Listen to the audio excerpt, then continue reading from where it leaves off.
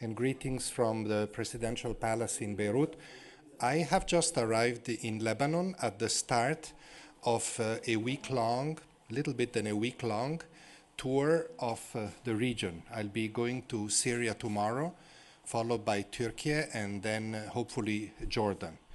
The focus of my visit, as you can imagine, is the situation of Syrian refugees. With the changes in Syria, with the new dispensation, the new political dispensation, we believe there is an opportunity for more people to return to Syria from all the countries, including Lebanon, that have been very generously and patiently hosting them now for almost 14 years. Since the 8th of December, the day of the change of government in Syria, we estimate that more than 200,000 Syria have chosen to go back from all these countries and other countries as well. You will remember that during the conflict here, the recent conflict in September, October, more than or about 450,000 Syrians already had gone back. So we have quite a critical mass of people that have already returned to Syria that need support to make their return sustainable. And support is financial support.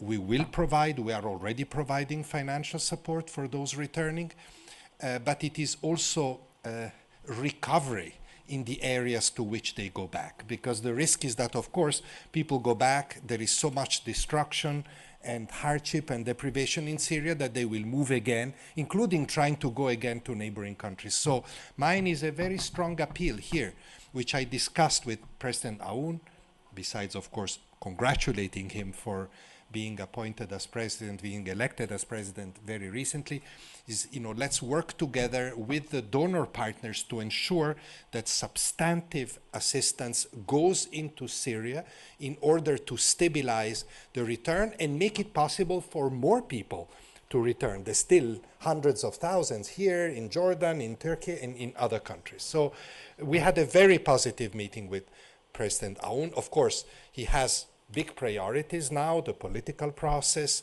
the military situation that he has to address, but he's very focused also on this issue, very much in agreement with us on the way forward. I will have the pleasure of meeting both caretaker Prime Minister Miati and Prime Minister designate Mr. Nawaf Salam today, and there we will discuss more how operationally we can step up our cooperation on return. What is very important is to remember that the new Syrian authorities have said that they will welcome refugees back, which is very good. It is important that they also continue on a positive track, respecting minorities, the rights of everybody, really taking Syria into a new dimension that will give confidence to everybody, including to the refugees. That is something that is very important. I think I will meet Mr. Shara on Saturday, hopefully, and we will discuss these matters as well, because we must all cooperate together towards this effort. Meanwhile, Mr. Shara and his colleagues have already told us they welcome the people back, but they said, please make it gradual. Don't make it a big wave of people back, because this will create a lot of difficulties. Syria has many challenges. I think it's a very reasonable position. That means that some people will continue to stay in the neighboring countries in numbers that are likely to decline progressively, and we will continue to work also with those neighboring countries on this particular aspect. So I wanted to be very clear on that. And as I told just now, a few minutes ago, President Aoun, UNHCR will continue to be an important partner in this effort to the Lebanese authorities. My last visit here was during the conflict. There were bombs raining on Beirut as I was meeting actually President Aoun in his previous capacity as Chief of the Armed Forces.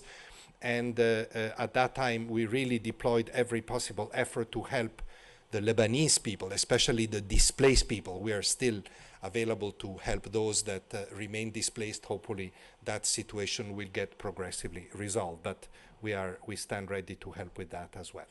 Thank you. What you exactly will be suggesting to the Syrian authorities concerning the Syrian refugees in Lebanon? Do you have any plan, any schedule, any ideas to suggest to the Syrian authorities? Absolutely. You know, it's a complex situation. The United Nations is building an overall plan on how to help the new authorities move in the right direction and address the big challenges. Not just the refugees, many other challenges. Education system, water, electricity, infrastructure, you name it. There's everything to be reconstructed. Eventually, this, dealing with the return will be part of that plan. But I told everybody we cannot wait because people are already coming back. So we have already started a program of support through cash and other support for the people going back from the different countries. So what we now need to discuss here in Lebanon is how do we work together in a very operational manner with the new government on supporting these people that go back. There's many things that need to be fixed. How do you register them? Where do you help them? What do you do here? What do you do when they go back in Syria?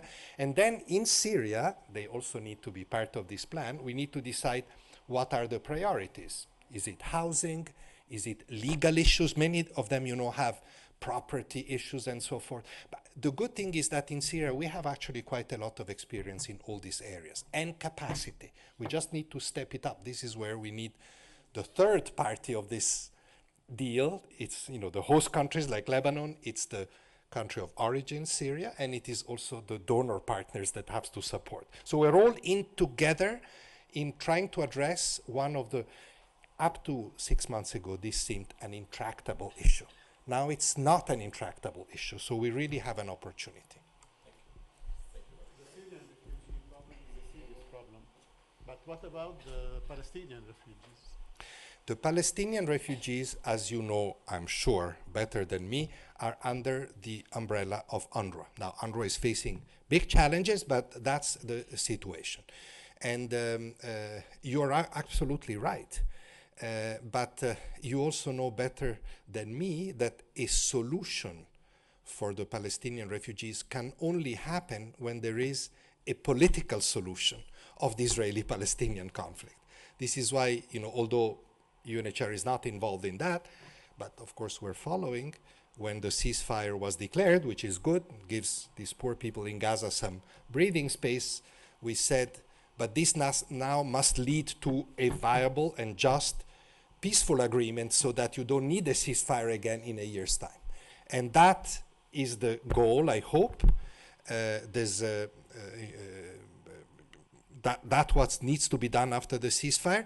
And in that context, then, the issue of the Palestinian refugees also needs to be looked at. But like I said, this is not for UNHCR to deal with. It's not our mandate. We're not mandated. We are a UN organization, not an NGO. So we have to work on what we are mandated by the General Assembly.